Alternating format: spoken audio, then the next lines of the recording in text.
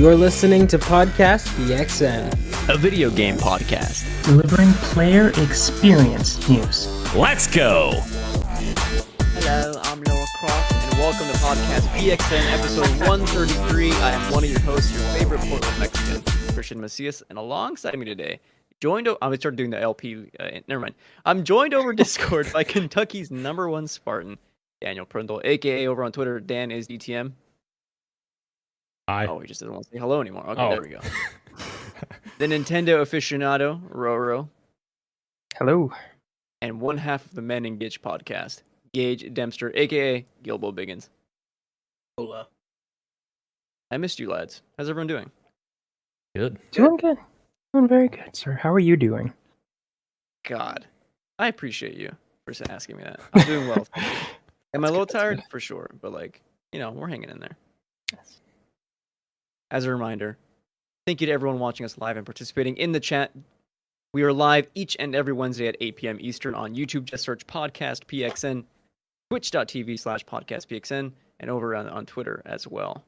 The topic of the show this week is things are about to get unreal.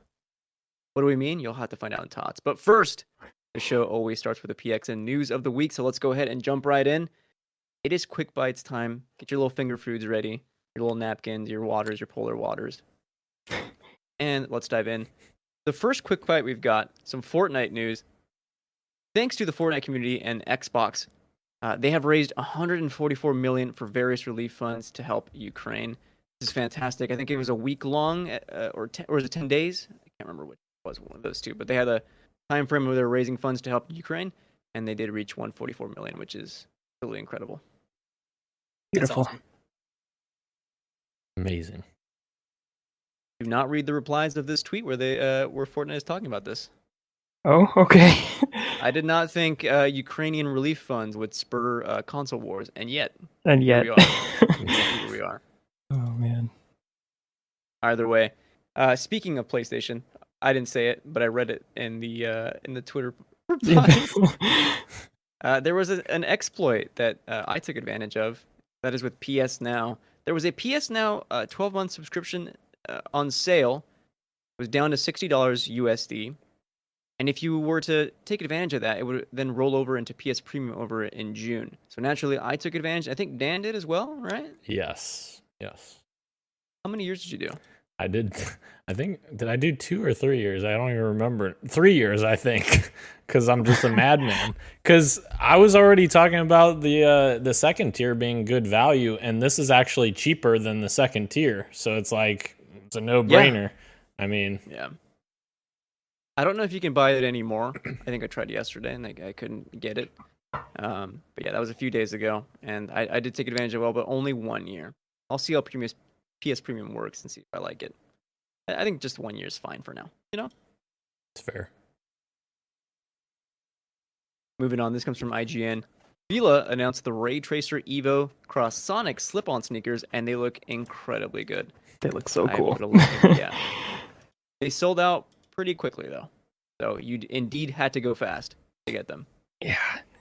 I wish I had the money and the bots to get this because I would have totally have gotten it. But yeah, these are really cool sneakers. I remember they did a collaboration with Puma for the first movie, and they weren't as cool as this. So I'm glad they actually made Sonic shoes. So that's really cool.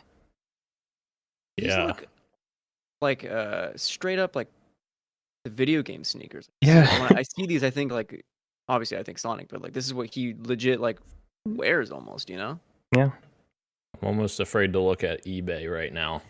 Oh man, We should actually for science. the For prices science. must be That- insane. That's the worst part about bots is people just take stuff straight to freaking eBay and mark it up 1,000,000%. Ugh. Yeah.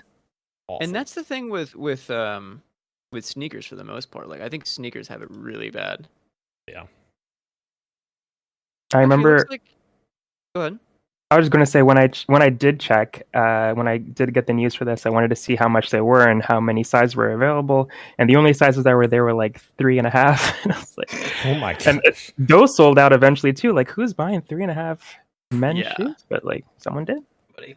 I tried to get the there's Halo work boots that dropped a couple weeks back Yes, I saw in that. collaboration with Wolverine, and I get money back from my company. So I was like, let me try and weasel in this pair of Halo work boots and then get reimbursed for it. They were gone immediately, and yeah, I think they were sold for $300 American, and then if you go on eBay like the next day, they're up to like 2,500. It's just crazy. There was only 117 available. Well, 116 available. They're raffling this 117th one, but yeah, that's not very many when the grand scheme of things. No, it's not. It's a minuscule amount.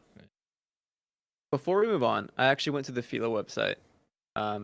There are smaller sizes, like Ro was saying, available, but there's also some like 10.5, starting from 10.5 and up all the way to 13. Those sizes are still available. Oh. And it's only $110 for this pair. And you could also buy it with Afterpay. You'd be paying 4 interest-free payments of $27.50. That is still up right now. Wow. All That's right. not bad. I don't need them. I really want to buy them, but I don't It's need like them. I am a 10.5. I was like, should I? I am. get it? Yeah. But Are we yeah, all size 10.5? Are we really? No, that kind of rocks. Let's show each other our feet. Wow. After dark, PXN after dark. Dan, the people want it. I'm telling you. Yeah. I mean, I'm a size 10, but I can make a 10.5 work. Sure. You ruined Yeah. it. You I'm did sorry. ruin it. I thought I'm the same sorry. thing. I'm sorry. What's that? What's wrong, Christian? Am Are I you going sensing crazy? something? You guys hear that? No. Nobody else hears that? No, you're definitely going crazy. The Dead Speak. Return to Oh. Monkey Island is coming 2022 by Ron Gilbert's Terrible Toy Box in collaboration with Devolver Digital and Lucasfilm Games. I never played Monkey Island. I won't lie to you. So this did nothing for me. Did it do anything for any of you guys? Nope. No. Not a thing. This is the wrong crowd, yeah. But good for whoever is excited for this. I guess. Ryan McCaffrey on Twitter, he was freaking out. Congratulations to all the monkeys going back to the island. It's going to be sweet. I think Emmett Watkins Jr. did a tweet like, "Oh, dudes in their mid 30s are going crazy right now," and like, I don't know, maybe that's accurate. So I missed There that you go. cutoff. just barely. Just barely. We got some indie news for you. Trek to Yomi finally gets a release date and is coming May 5th. And as a reminder, if you have Game Pass, it is indeed coming to Game Pass. Yeah. Very exciting. This game looks awesome. Yeah, they put 15 minutes of footage up, but I did not watch it because I wanted to wait for the game at this Yeah, point. I'm already so sold. close. I'm in the same boat. Some more IGN news, and this is about pay, not necessarily video game stuff. Base pay for freelancers at IGN is apparently starts at $20, and the industry is finally having an honest conversation about unionization and just pay rates in general, which I thought was fascinating. Full disclosure, I did end up shooting a DM to Kat Bailey to try and get some of this stuff, so I can be on the news aggregate kind of team, because I have to build a portfolio somehow. But yeah, what do you guys think about arguably one of the biggest video game websites ever having freelance pay be bad, like not that much? Yeah, that kind of sucks for sure. Like, especially like you think about the time investment of putting in like so many hours, like writing an article and like editing it and just make sure it's like really good. And like, yeah, that does seem very crazy to me that somebody's just getting paid $20 for this article that's probably going to get hundreds of thousands of views. That's crazy. Mm-hmm. It really goes to show you that, and it's unfortunate that a lot of these news outlets operate this way, but it paints a very clear picture that it's very much about quantity and not quality, because there's no way that you want a high quality article and you're going to pay somebody $20 to do it. Like you said, if you're going to spend more, I mean, if you're doing your due diligence, you're going to spend more than an hour like looking up all this stuff. So then you're already, yeah, it's super unfortunate. And it's, if you want quality work, you should be willing to pay for it. And I think there's some room for obviously some sort of fluctuating scale, but to start at $20 is, I think, is way too low. And I don't know how. Oh, sorry. I think my Discord lagged out for a second there. Sorry.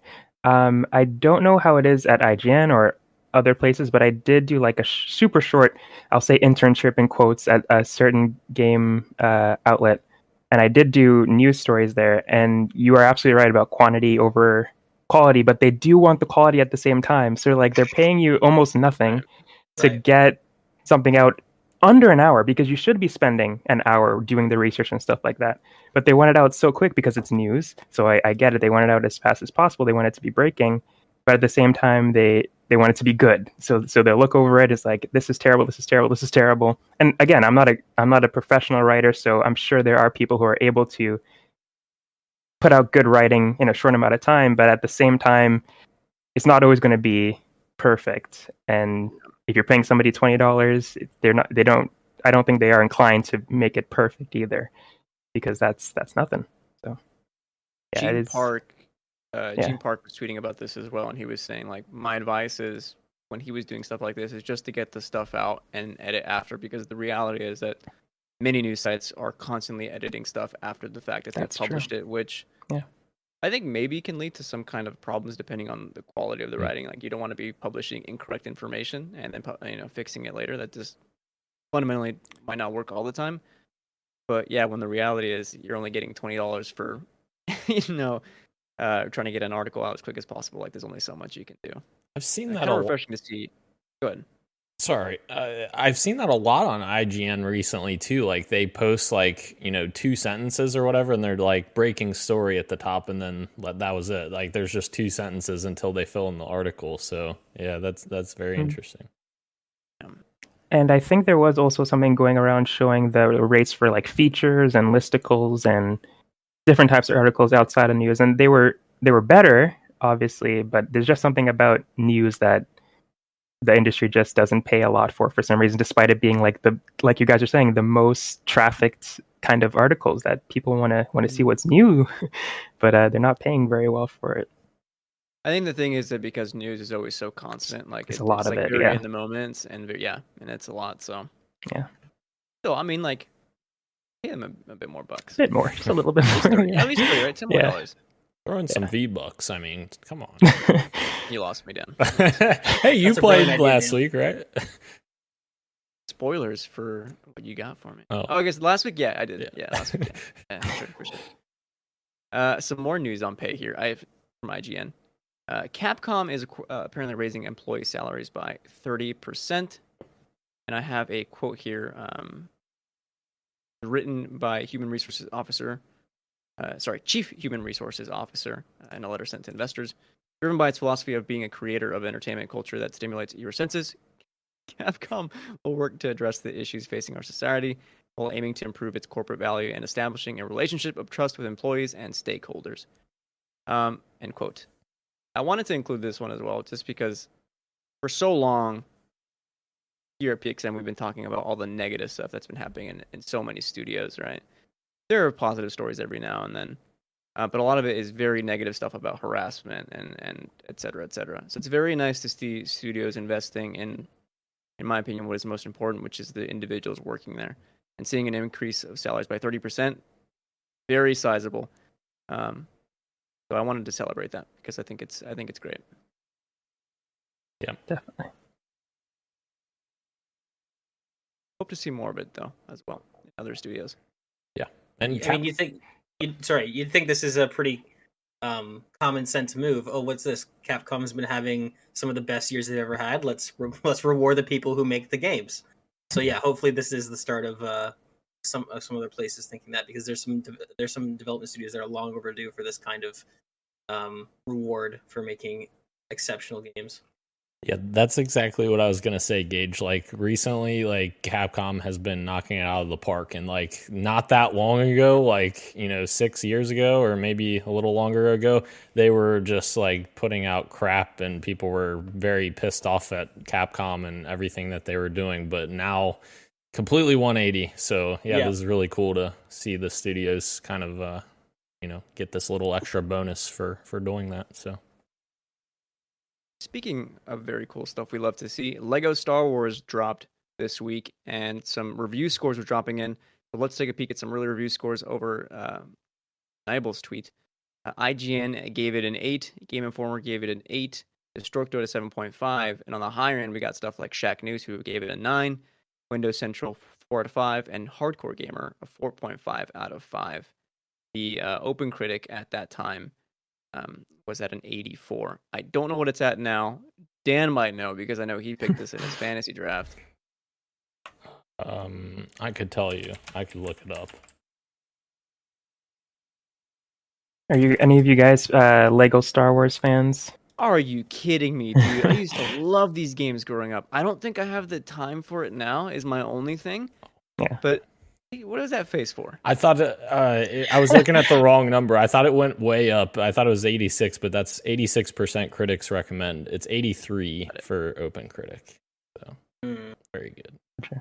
If I were a know- kid, I'd be eating right now playing this game. Are you kidding me? Definitely. Speaking Yeah. of children playing this game, I know Glenn's playing it right now. So we have somebody watching who's very excited about this. Yes.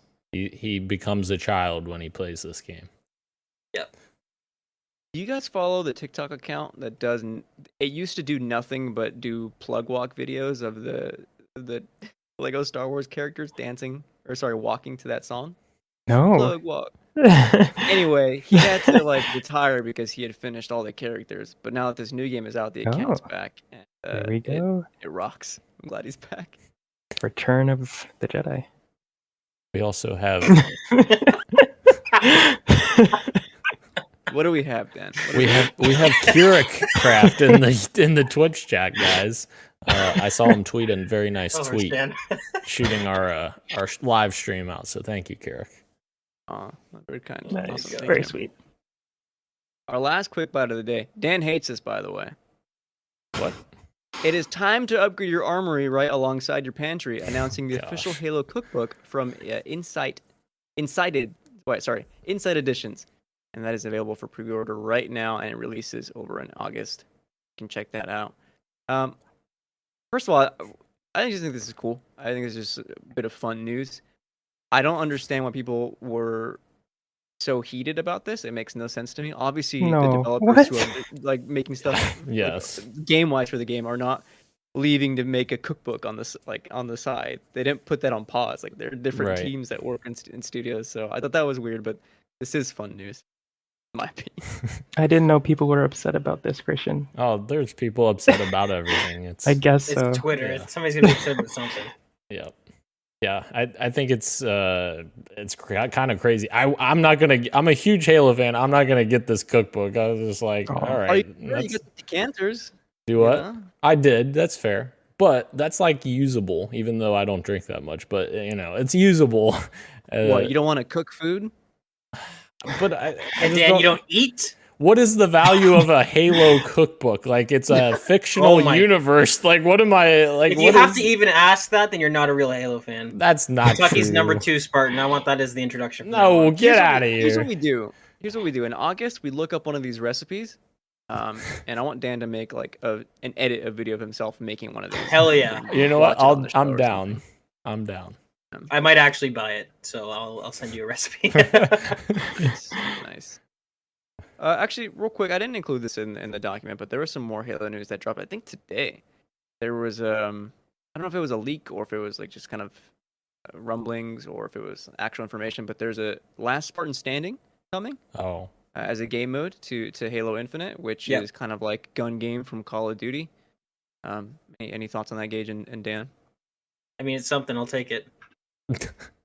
yeah. Okay. I think it's just that was data mine stuff. So a lot of the Got data it. miners have found a bunch of stuff in game files for them prepping for season 2's launch, which is next month. So hopefully we get some good content next month finally after 6 months. Finally, some good content. Yeah. Or any content. I'll take anything. Here's some content we don't want to see, and we're actually in the news, not quick bites anymore. Got some Ghost Recon news, and I split this up into two kind of separate categories. The first is the not so good stuff. Ghost Recon Breakpoint NFTs are history now. Oh, I guess that's good. We can also celebrate that. There's a statement made. You now own a piece of, for those that did buy the NFT, by the way, you own a piece of the game and have left your mark in its history. Congratulations, I suppose. Oh no. The not so good stuff is that Ubisoft promises that NFTs for other games in the future will likely come. So, is that what you guys want? You want a Far Cry NFT? Or No. No. let me tell you, as maybe this is why I'm so jaded about Halo and why Dan and I bicker about it so much, is because I'm also a big Ghost Recon fan. So I've been having a rough go of it everywhere lately. It's really, I'm super upset, and I don't, yeah, it's fine. It's all fine. We're gonna get a Ghost Recon first-person shooter battle royale, so we'll have that to look forward to. When is the last time a Ghost Recon game was good? Because I don't remember Future anymore. Soldier. So what, like 20 2013, That sounds like a 2012? long time ago. No, that was like 2010. I want to say 2009. Okay, yeah. That sounds Been a that sounds long right, time. yeah. Been a long time. And like Wildlands and Breakpoint aren't bad games, but they're not Ghost Recon games. They're GTA clones. And Sure. they're third person Far Cry is exactly what they are. So I mean, you could make the argument for those games, but if we're talking about like the last truly good Ghost Recon third person tactical game, it's Future Soldier. I don't understand why Ghost Recon isn't that anymore. Like, it's the same thing with Assassin's Creed. Like, remember a few weeks ago when they were talking about like what Assassin's Creed used to be, and it was like assassinate this target, which is what it is now. Like, kill this god. Yeah. And it's like, well, what happened to Ghost Recon as well? I don't feel that same kind of tactical gameplay anymore when I look at those. I don't Sounds think sad. it is. I don't think we'll get one until I think the only chance we have of getting another Ghost Recon is if PlayStation reboots SOCOM, and then if that takes off, then Ghost Recon might be like Ubisoft might be like, oh well, that's popular, let's do that. But it seems like they're just kind of sticking to their formula. But yeah, SOCOM is my only hope as a Ghost Recon fan right now. So I'm hoping that that's one of those secret projects they're working on. I do love SOCOM. Yeah. Well, Gage, we've got something to look forward to. This is according to Kotaku. Ubisoft is developing a new Ghost Recon game, codenamed Over, and is slated to launch 2023. More like, this franchise is over, am I right, boys? More like I'm over it. Yeah. Oh man, is there? Well, I guess you guys already answered the question, but you would want a Ghost Recon to go back to what it was what it was known Yeah. for in 2013, and that would be the best case scenario. Before then, yeah. How about- 2009 to 10? How about instead of having this really massive map that's, okay, and flying mechanics that are okay, and driving mechanics that are okay, get rid of all of it and just have it a boots on the ground, semi-linear, semi-open world shooter. Like, I don't need to drive and fly and parachute, and it's just stop. It's time to stop, Ubisoft. Except don't stop Splinter Cell. Keep that going. Right. We want it. We I want wanna that s- Splinter Cell. I want an open world Splinter Cell with loot and gear score. That is not what I want. That No. is the furthest thing I want from a Splinter Cell game. I hate that you're even But that's joking the about only this. way to have everyone else share my pain as a Ghost Recon fan is if they do that, because then everyone will understand. Now what it's you like. understand. Now you understand. You guys remember what happened to Frontline, which was the free-to-play Ghost Recon thing they were doing? That was announced, and I don't remember if anything happened with that. It was announced, and then they backtracked the next day because the responses were overwhelmingly negative. Because that's even farther away from Ghost Recon than the last two games. Yeah. hmm Ubisoft just not hitting the mark recently, eh? No. They're not, and it's funny because literally all the fans are so loud and telling them exactly what they want, but they're like, Yep. you know what? Let's not do that, and let's try this. And then they show us what they're working on, and we're like, no, we said the other thing. And they're Yeah. like, oh, okay, sorry, we didn't hear you. And then they backtrack it, And it's then good for Evil is still in development. right. This is one of those clear examples of when creatives don't have control of the studio and the suits do, because you're right, Rashan. It's like, it's not even like an argument with Halo where it's like you've got new age fans and old age fans and there's a bit of sort of back and forth, but like with Ghost Recon, literally like the fan base is unanimous. Like, hey, we want the old tactical Ghost Recon back. There's no back and forth. It's just we all want that, and every game gets farther and farther away from that. It's absolutely insane. It makes me want to scream very loudly. Hold on, I saw Dana mute. What are you gonna say? I was just gonna say, like Keurig was saying in the chat, he was reluctant to get back into Assassin's Creed. He tried Valhalla, was surprised and liked it. He got a third of the way through and just rage quit. Which, like, Assassin's Creed is like a prime example of like the game is not the same as what it was. Like, whether or not it's good is a different story. Because like Valhalla is a great game, but it's not, it's not the same as the original, Ezio trilogy of Assassin's Creed. It's completely different gameplay and mechanics. So. Although I do think Valhalla kind of brought back some of that, it's still not, that same style. Right.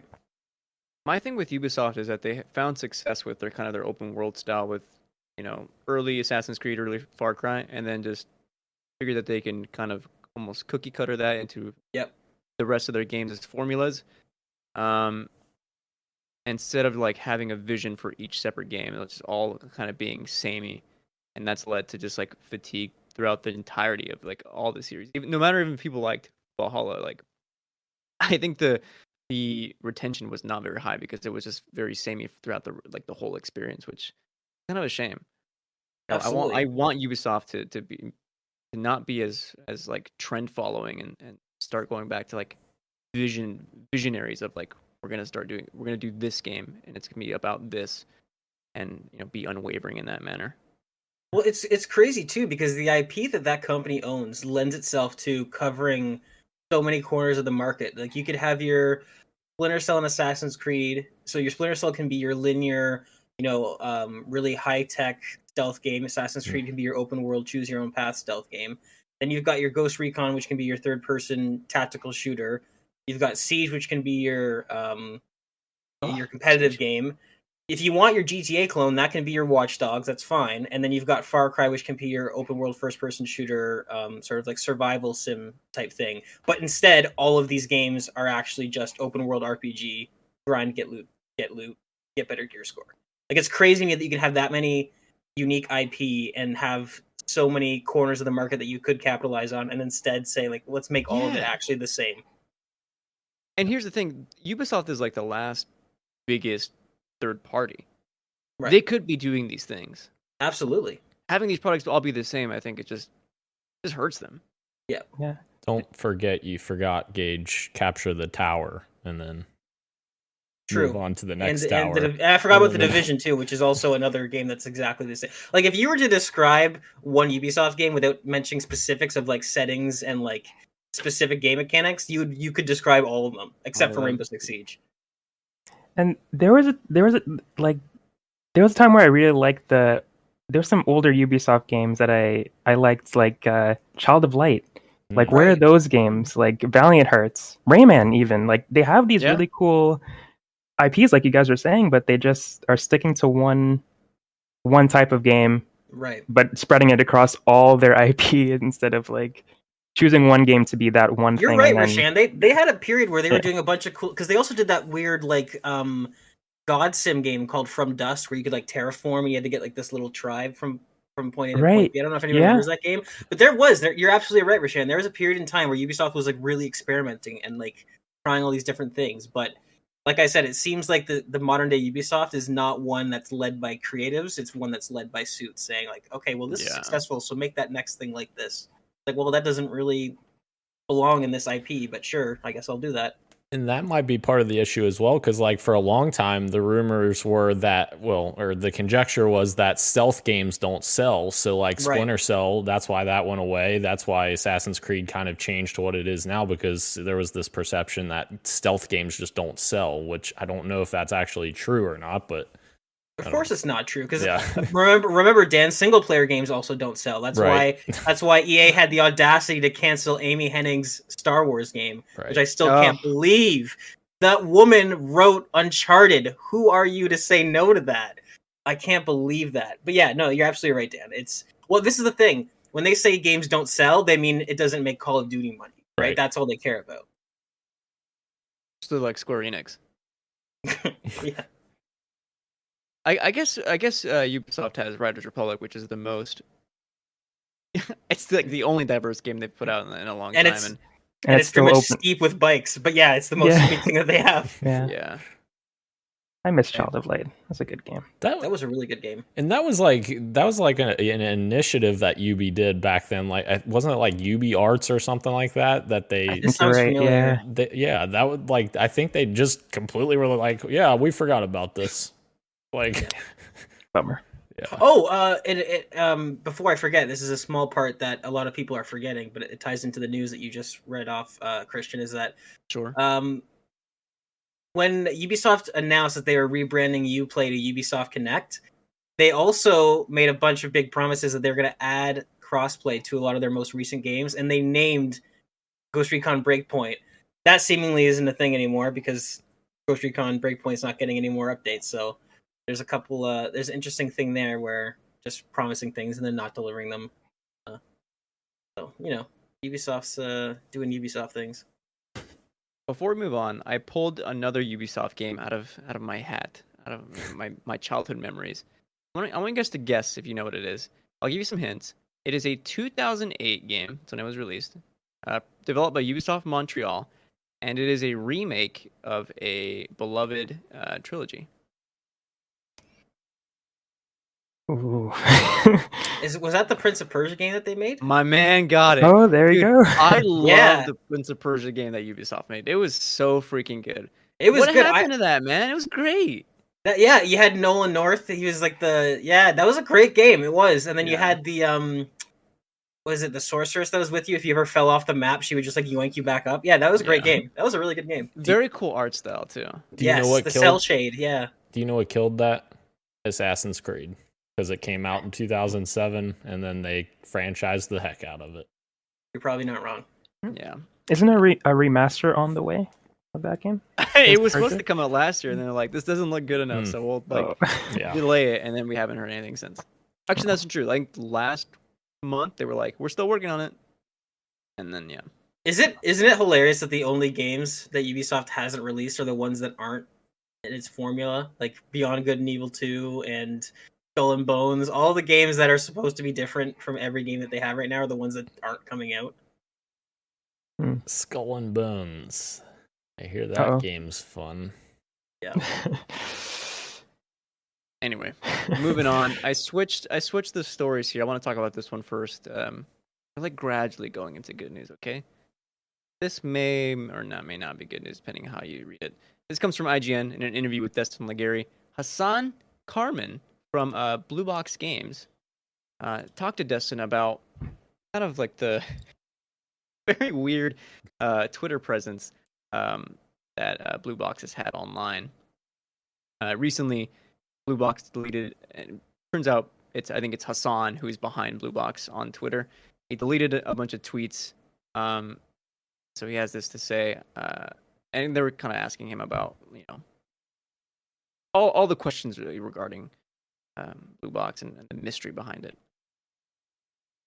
I did not see that coming, he explained. I didn't think that the community would respond that way. Basically, the tweets were deleted because some of the concept has changed, and I figured maybe just deleting the tweet and then tweeting more relevant information would be a better idea, which was actually not a good idea. I have learned now just to keep them. Even if the information or concept changed, just keep the older information because some eventually will see for themselves what the difference is, and then see what's more actual.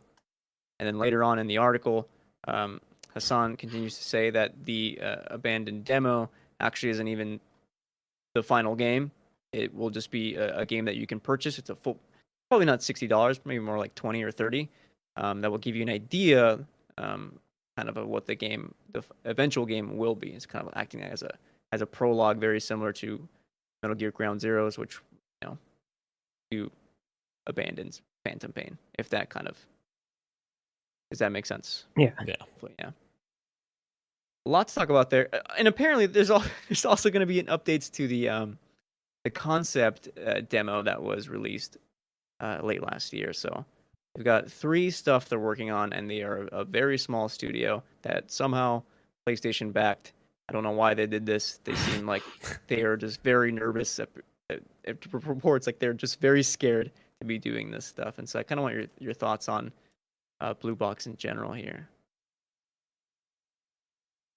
Oh man, I don't even know what to think anymore. I genuinely hope that this game does come out someday. As I was talking to you guys in our private chat, because I'm just curious now. I just want to see what this is going to be.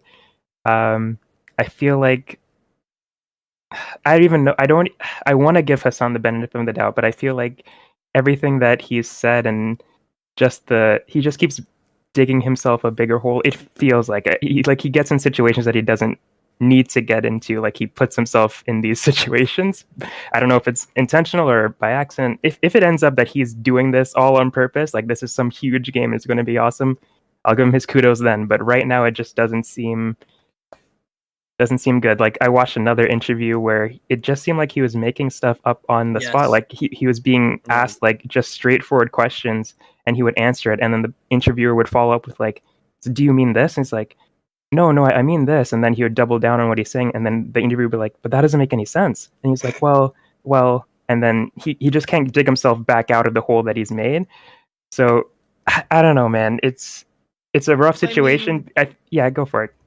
Was he blaming Kojima at some point in that interview? Because I think that's what I read somewhere online, that he was like very hostile against like Kojima and those kinds of like comparisons.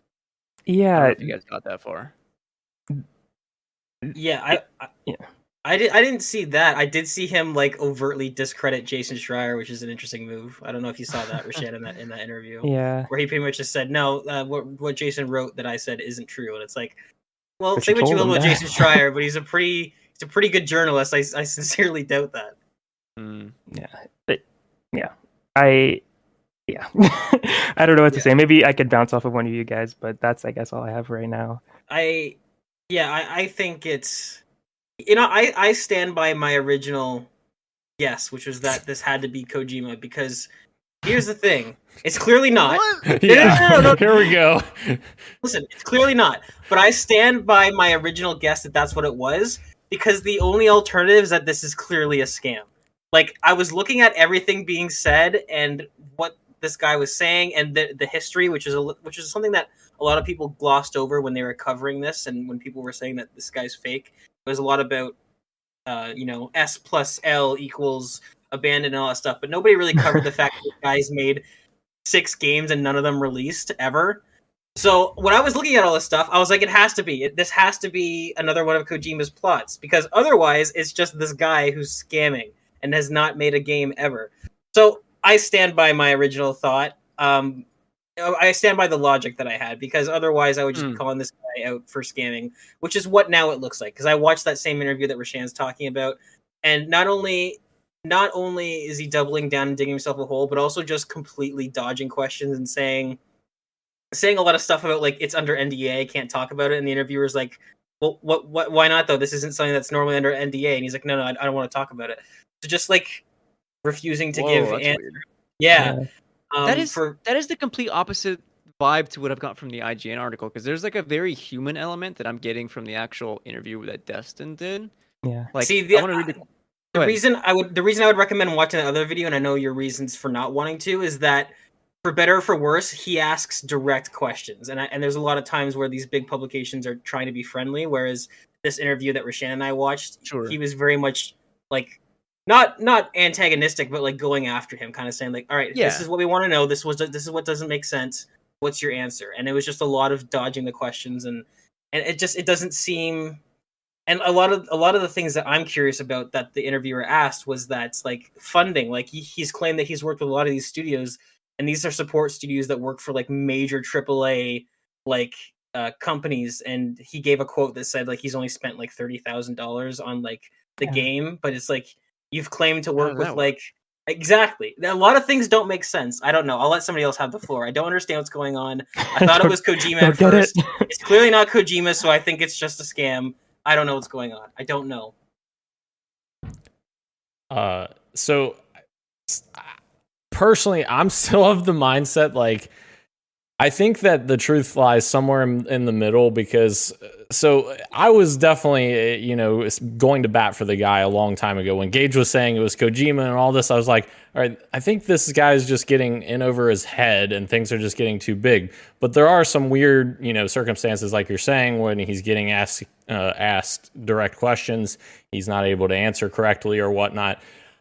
Personally, I could see that as like, I don't even know where he's from. Like, is English even his first language? Like, is that something he's like comfortable taking an interview in? I don't know. But like, if he's not able to deliver his answer in English, and that's making it harder for him to communicate to fans or people that are looking forward to his game, that may be impacting that communication barrier. And I think back in the day, like the problem is like they did fuel some of that, like with the whole S plus L and all of that. but like also at the same time, there was a lot of people that were piling on additional stuff on top of that, saying like, let's get hyped. This thing's going to be amazing. It's going to be Kojima and all of this and this and this. And I just think it did get quite a bit out of hand very quickly for him. So personally, Go ahead, sorry. no, I'm just saying, I don't know, I don't know his intentions, so I don't want to say that he's trying to scam people or anything like that, because like we don't know. And making video games is hard. So like the fact that he worked on multiple projects and none came to fruition doesn't necessarily mean he's scamming people. It just means like video game development is hard. Like there's never a time where you're going to be, completely invested and be able to release everything that you ever touch. So I can't necessarily point to that as something that would be a red flag. Sure, it is like suspect, but like, I don't know. It's tricky though, for sure. It is. And you know what? I would like to respectfully disagree, Dan, because I'm thinking about it, and it's one thing to say like video game development is hard and it might just be bigger than he's imagining, but he's also just giving. See, but no, you have. We can't get to the point where we're so. I can't think of the word to use it, but like we're giving people the benefit of the doubt even after they've clearly demonstrated that there's something going on. Like again, it's not just the S+L thing, which people got really hyped on. Also, didn't the next thing he release after that, after saying that wasn't thing, didn't he release like a picture of his protagonist with like an eye patch? Like Yes. in the midst of all the Kojima stuff, it's like, okay, what are you doing there, guy? But also, so the funding is the biggest thing. He's not telling us who's funding it. Apparently, it's so in this interview that Rashan and I watched, it's not PlayStation. They've not funded him at all, so we don't know who's funding him.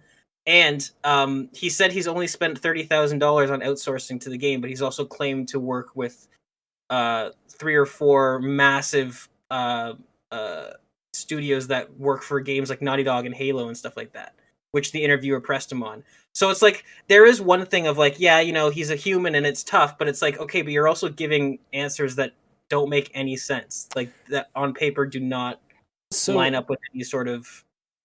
Go ahead. Sorry, no, I will touch on that a little bit, because like the dude who interviewed him, instead of being cagey about it, Colin Moriarty, like I personally think he is a very like aggressive interviewer. So like he can be very intimidating when you're being interviewed by him. So I don't necessarily think that, his interview should be taken as, evidence as, hey, this is, this guy's a fake because he can't answer Colin's questions directly. And he's like getting really like cagey answers and all of that. Like Christian said, Destin does a great job with the stuff that he covers. So like, I feel like that Destin's not just going to say, let's support this guy, just for the heck of it. And Destin has a much more positive story on IGN.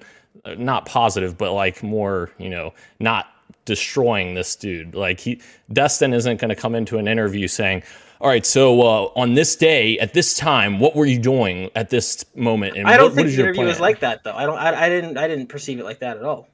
Yeah, I won't like defend Colin for his past atrocities and stuff like that, and I won't disagree with Dan for saying that he can be. I won't disagree with Dan with Colin's interview style. He can be like intense sometimes, but the questions that he was asking Hassan were very direct. Just like, this is the question, what's your answer? And then when it was time for him to answer, he would just say something completely unrelated to the question and just go off topic on that. And then Colin would be like, but you didn't answer my question, and they just repeat the question, then he'll go off on something else. So like I totally agree with Dan. Like Colin, if I were being interviewed by Colin, I would be nervous, and he did at the beginning of the interview say, I'm going to be nervous, so just keep that in mind. And I think and again, I'm not in Colin's head, I'm not in Hassan's head, but I do think he kept that in mind, and I don't think he was as intense as he usually can be. But the questions that he was asking were just like simple yes or no questions, or just like answer this with one word, like if you want to,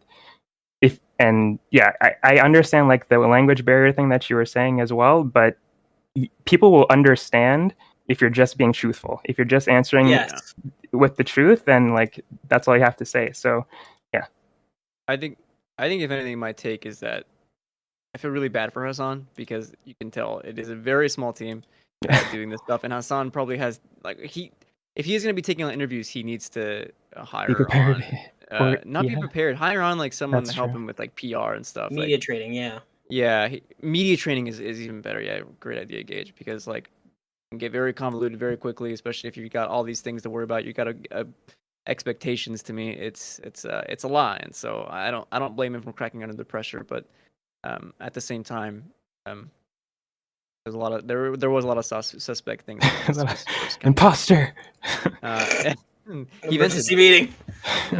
So we'll see if any of the the prologue demo or abandoned or the real-time experience app does indeed get updated. Yeah. We're just going off of what he's given us. Right. I don't know what's going on behind the scenes. I genuinely hope that he doesn't deserve the hate that he's getting, unless again he is scamming us. Then yes, he does. But we don't know until the game comes out or it doesn't come out. So we can only go off of what we've seen. So I'm not trying to be mean to Hassan. Based on what we know, that's just how I feel. And on behalf of people who think like me, I just want to put it out there.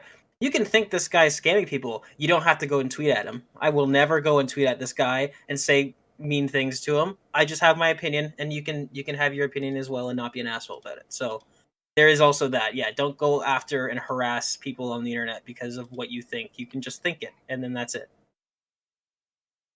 Good point. Great point, Gage. Moving on to our last news story of the day. Finally, some good food, right? Take that, Halo Cookbook. Remedy announces that they will remake Max Payne 1 and 2 using their in-house Northlight engine.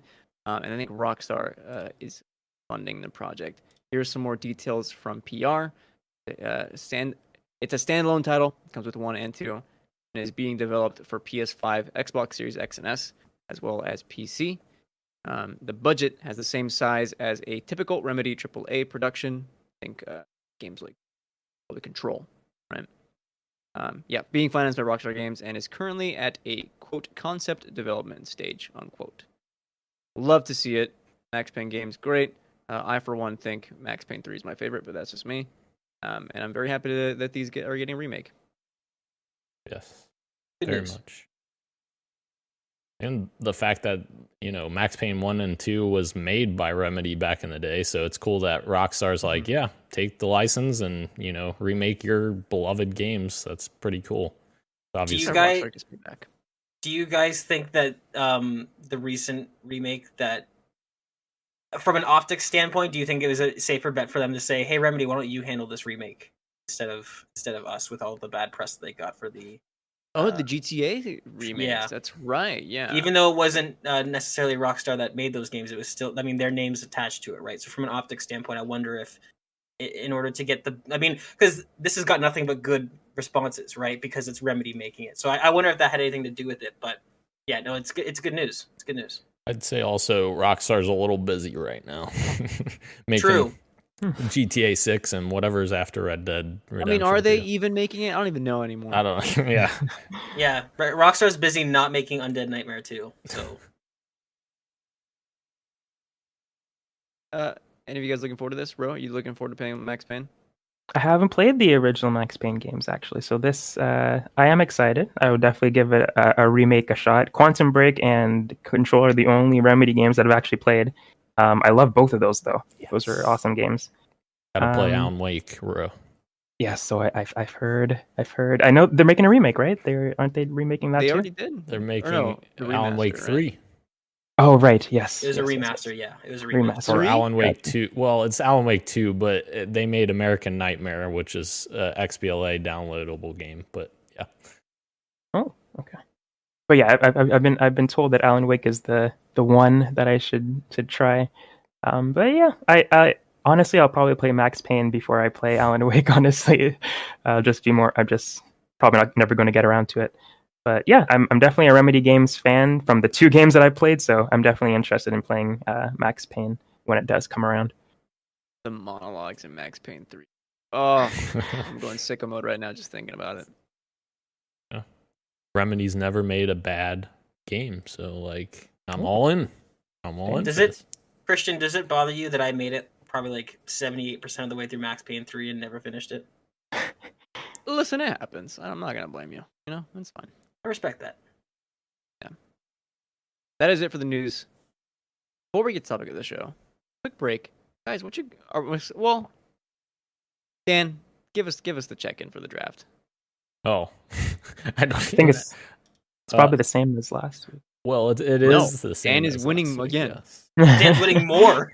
Well, not yet because it's not tallied yet. But Star Wars, Oh. Okay. yeah. Once that gets added in there, man, look out. Oh wait, it is added. Wait, 106? That's not how many I had before, right? Uh-oh. It is. It's in there. 13 points for Lego Star Wars: The Skywalker Saga. I'm at 106 points, gents. Nice. I hate this guy. Christian, you're at 56, it looks like. And I'm at 8. And Gage, you're still at 6. we're still at the bottom. Well, the good news is, guys, I only have 2 games left. Or no, wait, I have 3 games left on my list that haven't come out yet. That's all I have left. But I still have a couple more to add. Yes. Oh, you got Chuck Toyomi, Christian. I did. Yeah, I picked it up Nice. like 2 weeks ago, I think. Nice. I didn't notice. Very Fingers cool. crossed. Very cool. Nice. Okay. Now, guys, what you got for me? Dan, let's start with you. Oh, all right. I got MLB The Show 22 in Game Pass, so I played it yesterday. I played 1 match of it, had some fun, but the computer beat me, so I was a little disappointed about that. I lost 3-0, so I'm going to have to keep working at that. But Damn. also, I played a surprising game that Gage already knows because he was in the party when I was playing it.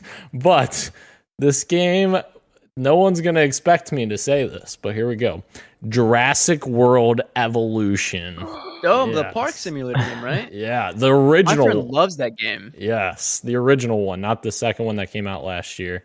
Never mind then. But it's in Game Pass, so that's why I've been playing it, and I freaking love Zoo Tycoon from back in the day and all the park sims. Yeah, so Roller good. Coaster Tycoon. Yes, Love those games. and I love dinosaurs. I'm obsessed with dinosaurs. I love Jurassic Park, so I was like, all right, I'm gonna finally play this. It's been a long time coming. I literally couldn't stop playing it. I played so many hours of it already. It has like a campaign or whatever where you can go through different stages. I love like how different each island is. So they have a bunch of islands and you go through and you basically reform the island at each location. And you're trying to bring them back to profitability and like create new dinosaurs and all of that research and everything.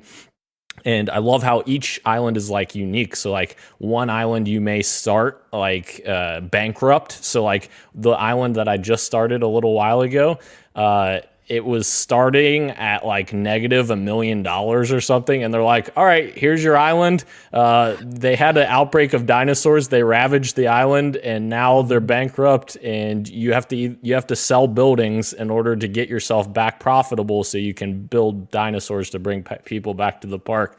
I just love it. It's so cool that like every island is unique and it's super fun.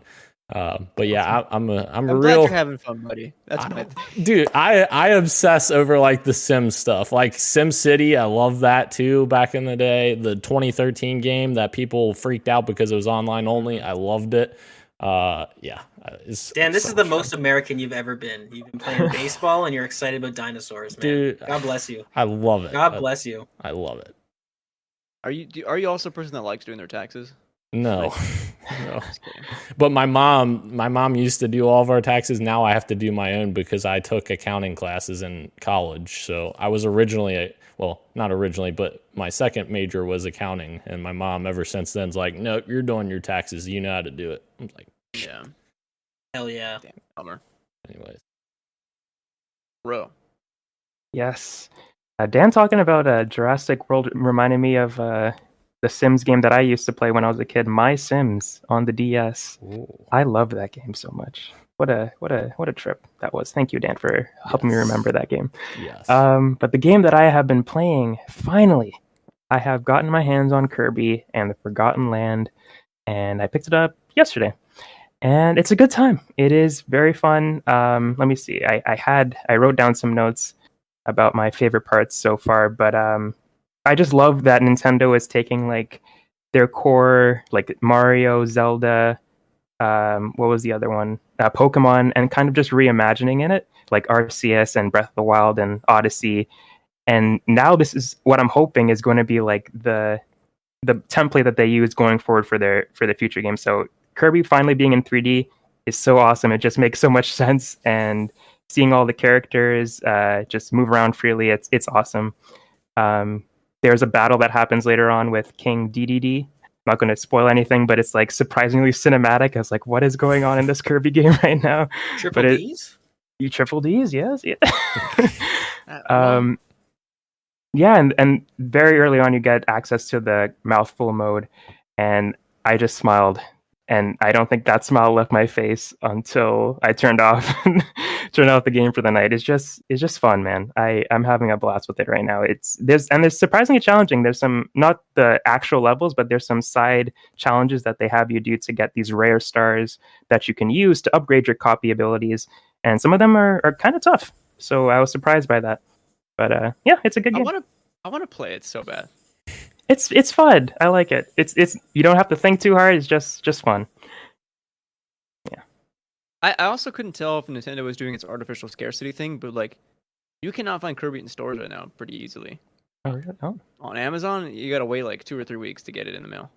Might be Bro. just different in Canada, I guess. Bro, I got it. Sorry. Yeah. Oh, sorry. No, go ahead. I was just saying. I just walked into GameSpot and get it. I didn't notice that it was hard to get recently. Keurig says a great visual novel type game on the DS is Hotel Dusk Room 215. He said you would probably like it.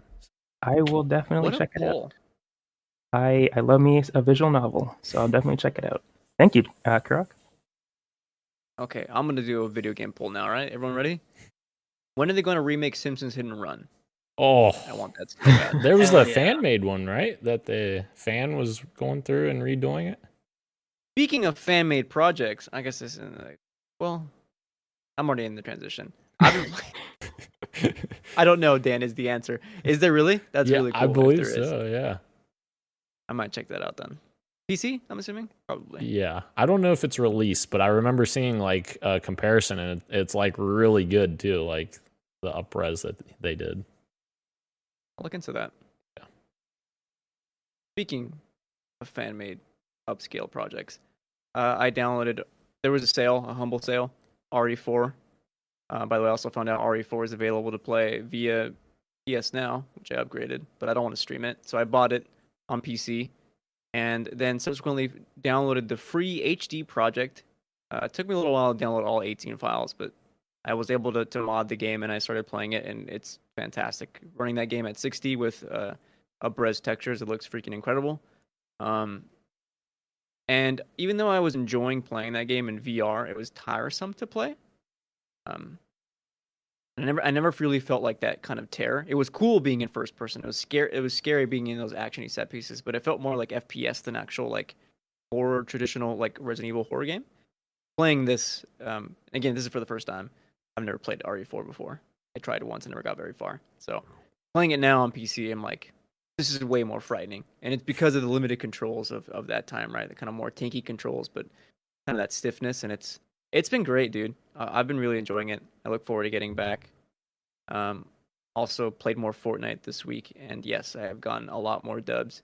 Accidentally went into build mode with my squad, and we still won that lobby, so that was pretty cool. But yeah. Before I get to you, Gage, I want to ask Dan, when are we gonna play Oculus together? Sorry, Meta. Whenever, hit me up. Whenever. I'll do that. Literally any day of the week, Christian. Gage, you Ubisoft fan, what are you playing? I am playing Assassin's Creed Valhalla, not because I bought it, but because my friend did, who is game sharing with me. So I was like, you know what? I'm hankering for a new RPG to sink my teeth into, something to keep me busy while I wait for more Halo stuff. And it's fine. It's got a lot of really cool ideas, and it executes them all very mediocrely. So it's it's there's a lot of content. There's not a lot of quality. Sorry, Dan. I know you hate to hear it, but it's true. There's way too much talking. 30% of the voice actors are really good. The other 70% are okay. You know, some of the combat's really good. Some of it's very shallow. Boats are cool, I guess, and the rating's kind of cool, but yeah, it is what it is. It's keep me busy. This all around praise from you, man. I love to see it. I love that game. I did some research on the game that Kurak suggested, Hotel Dusk Room 215 for the Nintendo DS. And I did Google image search. It's like, oh, this looks really cool. Then I went onto YouTube and I looked at some gameplay. It's like, oh, this looks really cool. I really want to get it. And then I go onto Amazon and it's $172. Oh, holy God, shit. Game preservation. Why? But yeah, so I'm not going to be playing this game anytime soon, probably. But it looks awesome. You should. What's that character's name? Screw. You should pirate it. Yeah. You know what? I do have a RetroArch on my computer, so maybe I will. Nintendo, you didn't hear that from me. Arrest them, boys. That's a good idea. I didn't even think of that. Yeah. Okay, it's time for topic of the show. Finally, things are about to get unreal. In a recent keynote, Epic Games' State of Unreal. I also wanted to say that they spent some time talking about like Unreal Engine just in general and some of like the recent stuff they've done. A big highlight was Matrix Awakens. Did you guys play Matrix Awakens? That like kind of tech demo? Yes. I watched it. I don't have a PS5. You did as you did, Dan? Yes, I did. It was insane visually. That and I think Kid A Amnesiac, the exhibition, I think that was also made in Unreal. I still have that exhibition on my PlayStation. That thing is like absolutely fantastic. But yeah, they were just kind of highlighting stuff about Unreal Engine, and that all led into the announcement that Unreal Engine 5 is now available today for all developers. I'm gonna hit some highlights here.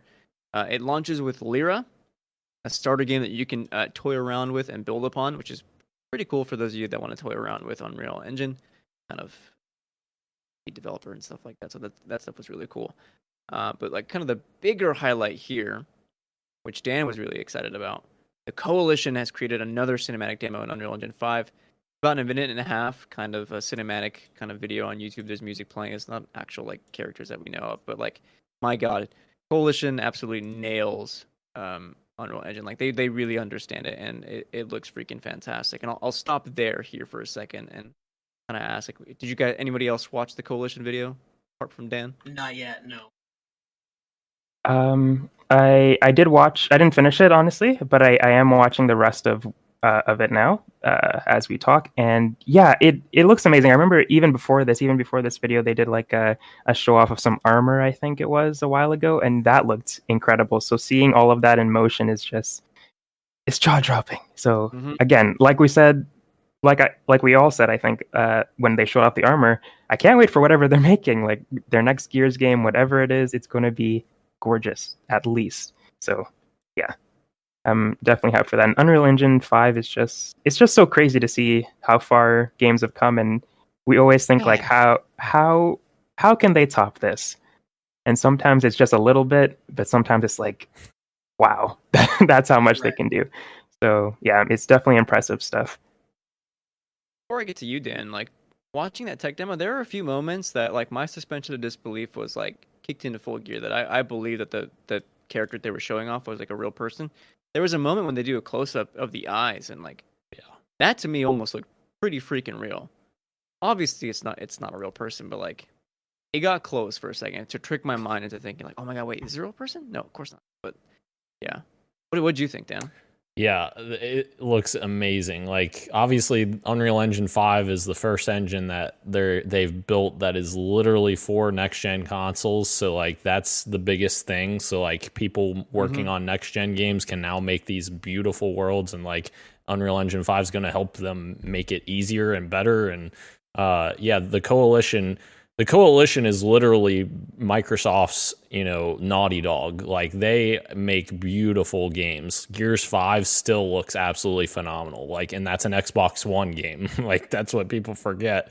And like, essentially, like, Microsoft had positioned the Initiative as being that, but like, they already have the Coalition that is pretty much already in that caliber, in my opinion.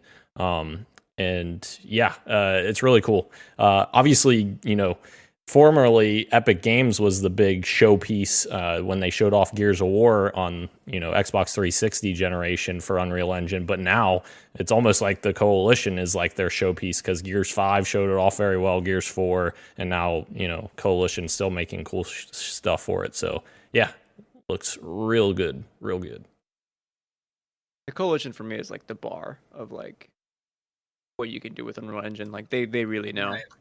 how to utilize it. So very cool stuff. Yeah. Dan was mentioning here for a second, like this, that now studios get to use it, and there are so many studios that are now working with Unreal Engine 5. There's a huge graphic up that I linked there in the doc. It highlights so many of them, and I'm gonna read you just a few. And there are a lot of few highlights. We've got Rare, PlayStation, and PSVR 2. Don't Nod, Remedy, X-Payne maybe? No, sorry, they're using the other engine. I'm sorry. True. CDPR, of course, we knew that they were using Unreal Engine 5 for the next Witcher title. The Initiative, Xbox, Obsidian, Gearbox, Devolver Digital, freaking Playdead, Ninja Theory. I was losing my mind at this point. Haven, That's No Moon, and so much more. My question here is like, where does the future lie with video games with Unreal Engine 5? What kinds of games do you want to see? Like, what is Playdead going to make in Unreal Engine 5, right? Playdead has a new game coming up. Remember the sci-fi one that they announced? I don't even know. Yeah, I don't think they actually announced the name or anything like that, but they have something in the works, and now I'm super excited. As you said, Playdead, I was like, oh, it's that game. It's got to be that game. I'm so excited now. It's going to be beautiful. Those games were already beautiful. Like, let's be real, Inside Still is like gorgeous. Yeah. The art style is phenomenal. Like, pair their art style with this great engine and tool. Oof.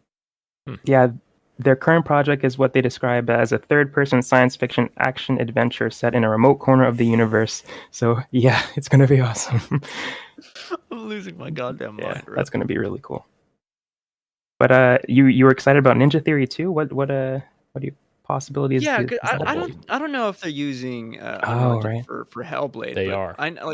Are they really? Yes. And that game already looks gorgeous. But like I think for me, I'm also really curious about Project Mara, which we got to see a look at a while ago, and it's been kind of quiet since then. And there was, I think, a rumor, or I don't know if it was actual information, but they are working on something else in addition to Project Mara and Hellblade.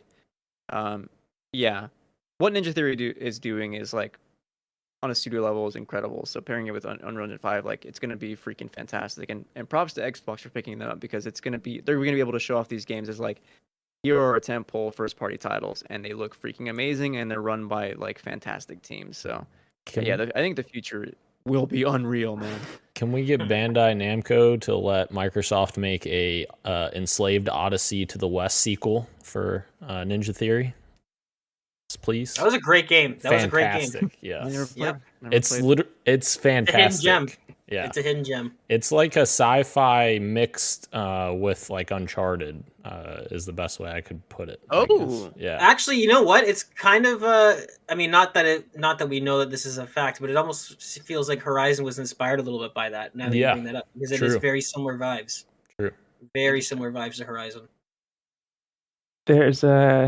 There's another studio that I would love to get their hands on Unreal Engine, just because of how beautiful their PS4 game is Ready at Dawn, because or The Order 1886. I remember being blown away by that game. Yeah. Graphically, it's a shame how it turned out. I enjoyed it, but I won't defend it by any means, saying it's a good game. I enjoyed it, but I would love them. A great game. It was just like way too short. Just short. Yeah, you're right. It was really short. But if they were able to get their hands on it for a sequel or something else, I'm sure it'll be amazing. Tell you what, if I've ever seen a Game Pass game, a PlayStation equivalent of a Game Pass game, it's that one. It was a perfect pickup on sale. I won't lie to you. Bro, I like that pull. Thank you. Dan, or Kish, before we move on, any kinds of titles you'd like to see in Unreal Engine 5 from these studios, or any studios really? I would just like to see more developers use Unreal 5. I mean, obviously every development studio, some of them have great proprietary stuff that they're used to, but what we're seeing out of Unreal Engine 5, and I mean, and even Unreal Engine 4, which I've actually fooled around with a little bit recently, is that they're incredibly flexible, and as much as studios might want to save costs on not licensing, there is a huge benefit to using a product that is already made by another company that you have access to tech support and help and all this stuff. So I'm just excited that Unreal Engine 5 seems to be the upgrade that a lot of people wanted it to be, because that might mean that we see more developers using it, and if we, like I said, if we see more developers using this stuff and not having to figure things out on their own and work through all the hurdles of creating your own engine, and you just have all that done for you, and you just come in and you use this finished product. I think we might see games quicker, games made better, and I'm excited. I'm just excited for the future, seeing this technology, because it looks awesome. Okay, I want to add real quick too. Sorry, I want to jump in with something Gage said. I completely forgot as well that Haven and That's No Moon were studios in that lineup, and I think for me, like, that prospect of using Unreal Engine 5 to make like these kind of shooter games, where we know Haven is kind of more like a live. I don't want to call it a live service game, but it is an online focused game. I don't know if That's No Moon will be as well, but like, regardless, those are both shooters. I think for me, what I look for in these kind of shooters games is, one, like, does it feel good to play? Right. That's its own thing. But two, like, is the story interesting, and like does it resonate with me, and am I invested in it? And I think if you have shooters like based in Unreal Engine 5, you can do a lot of interesting things with both the gameplay and how visually stunning, like, just think on a cinematography level, like what those games will look like during like those kinds of cutscenes or story elements. I think that's going to be really exciting for where Haven and That's No Moon are, what they're trying to do in the shooter space. So that excites me. I mean, That's No Moon specifically. Taylor Kurosako is he was the lead narrative. He was the narrative lead on the Modern Warfare reboot. So I'm very excited to see what he's working on. And I think actually when he left Activision, he took, or Infinity Ward, sorry, I think he took the lead. The gameplay lead as well. So they both left, and like we've all mentioned before, Modern Warfare reboot was fantastic. It felt like the first true Call of Duty sequel in a long time. And Christian and I have talked about how we both really like the narrative. The narrative was the strongest it's been in a Call of Duty in a long time. So I'm excited to see what he does specifically at That's No Moon. And like you said, with Unreal 5 and the tech and the facial animations and the sort of potential there, yeah, I'm very excited to see what they pull off. I want to move on to our final little news item here on our Unreal segment. Yes, Crystal Dynamics is working on the next Tomb Raider game, and it will be based on Uncharted. I mean, probably. I'm so sorry. It'll be based on Unreal Engine 5. There's lots of questions here. I wrote one down, but I don't want to get there yet.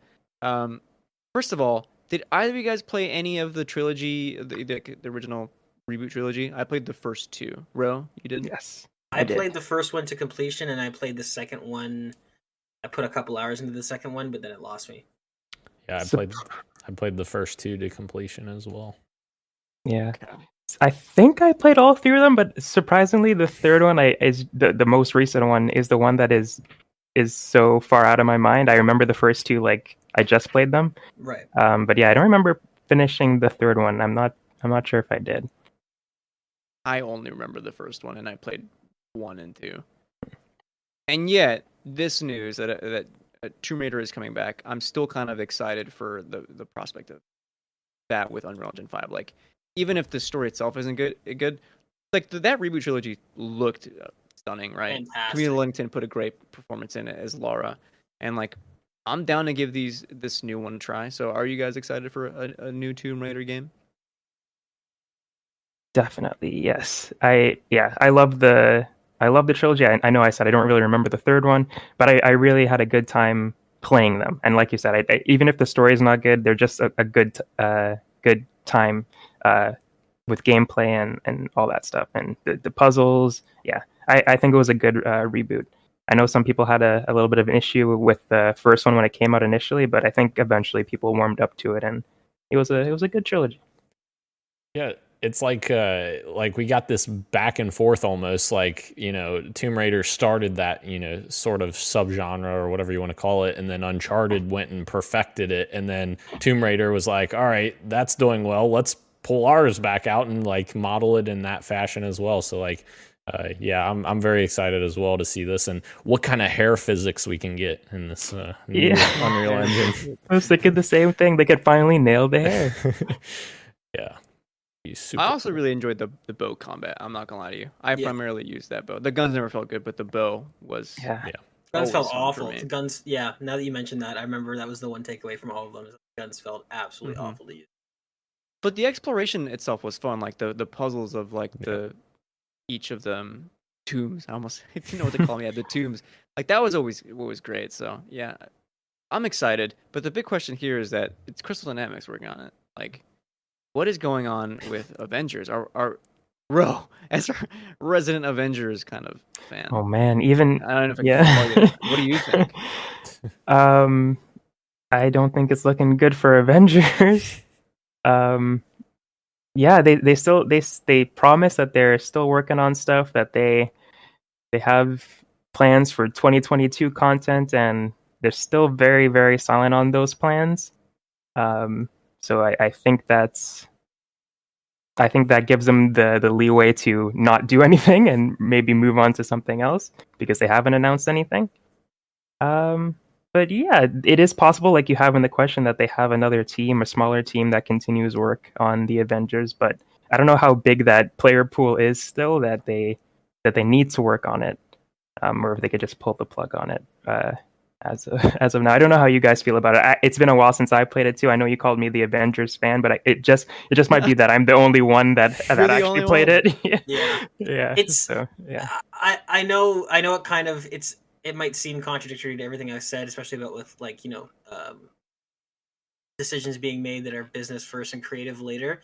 But I do think there is a fever pitch of like, if there's 100 people playing your game, is it worth it to still put X amount of resources to create new content? Like I would like for the fans to get more content, but there is a certain point where it's like, we've looked at the Steam numbers for this game over several weeks, and it's like crazy low. Like there is very, very few people playing this game. So I don't know. I wouldn't be surprised if Square Enix calls it on Avengers within the next year. But I mean, if people are enjoying the game, then sure, have a small team dedicated to it. But I wouldn't be surprised if, from the business standpoint, that they do pull the plug, because that game has underperformed to a crazy level. Yeah. Right now, it's 224 people are playing as of 9 minutes ago. Concurrent? Oh my god! On Steam right now. All time is 28,000 is the all time peak, but right now, as of the day peak is 286 for today. That is crazy low. Yeah, that's it's not just bad, Steam it's though. all bad. Yeah, that's true. Well, it's in the same territory. Oh man. Turns out people do want single player games, though. Am I right? Yeah. Well, And for you, EA. And Crystal's making 2 of them with Perfect Dark. Essentially, essentially Crystal Dynamics is making that game because of the whole initiative fiasco. So I don't think there's any room left for their team to be working on Avengers. Yeah. I mean, rest in peace, Avengers. How do you feel how do you think the devs feel good about this? They gotta be excited to work on more single player games, I'd imagine. Right? Yeah. I'd hope so, because I feel like even the devs are upset that how the trajectory of Avengers went. Like, I'm sure they didn't want to make a live service game. I assume that they probably were hoping to make a campaign sort of thing and then make some War for Wakanda stuff instead of having to balance the two. So yeah, I'm hoping that they're excited to move on to something else that's a little bit more up their alley. And it didn't have to be a live service game. They could have made it a story focused game that just so happened to have co-op in it, right? Look at the research. Yeah, Or even look at the resurgence of your Left 4 Dead style, like 4-player PvE games, right? Like if they could have gone that route, just remove the live service element, make it something like again, you can play Back 4 Blood right now. There's no microtransactions. They have their old fashioned seasons pass, but that's it. There's no need to grind. There's no need to do this. There's no, you know what I mean? Like the live service element killed it, and I wonder if that was I don't know what the decision making was behind that. That's not where Crystal Dynamics' strong suit is either. I don't even know if do gamers even want to grind anymore, because I know Destiny was critically acclaimed when that DLC dropped, and then from what I've heard from Destiny players that I talked to, once they played the campaign stuff and tried out kind of the raid stuff, it went back to that same kind of grind that their Destiny is familiar with, and they all kind of dropped. They'll log in every now and then, but that retention just isn't the same. If I had to guess, I feel like the answer is yes and no. At all times, some gamers do want to grind and some gamers don't, and I think it comes down to age. As we get older, we have less and less time to grind, right? I would very much like to pick up a game and just be able to make a decent amount of progress when I have time to. However, if I was in grade 10 high school right now, I would love to have a game that takes hours and hours to sink my teeth into because I got nothing else going on. So I think that's the problem, is that you'll never have a consistent yes or no answer because gaming it spans so many different demographics. So for all of us folks that are, in our 20s, 30s, 40s that we have full-time jobs, I mean, no, we don't want to necessarily grind all the time, especially with so many games coming out. But the youngsters, I mean, I know the amount of hours I put into Halo Reach in high school is unhealthy. I would not be able to do that again with any game. So yeah, I mean, I think it's a bit of both, right? I think some kids do want grind, and some people don't, and it makes it hard for the developers to kind of pick and choose. My last takeaway is that I hope the next Tomb Raider installment is away a little bit from the recent Crystal Dynamics reboot kind of games, and I don't know. I know it's the next title in that series, but something about it felt a little bit too borrowed from other titles, and I want it to be more of its own. Yeah, it did feel very very heavily inspired by Uncharted. You know what I want in the next Tomb Raider? I want them to look at what Kirby's doing. I want triple Ds, and I want mouthful mode. Anyway, I don't know what's confusing about that. That's what I want. That's what I want. Folks, thank you to everyone again joining us live on YouTube, Twitch, and Twitter, as well as podcast services everywhere, including Apple Podcasts, Google Podcasts, SoundCloud, Spotify, and Stitcher. Thank you, Ro. Thank you, me. Thank you, Dan. Gage was here. And this has been Podcast PXN, and we are out. Much love. And keep on gaming. LaRussie. See ya.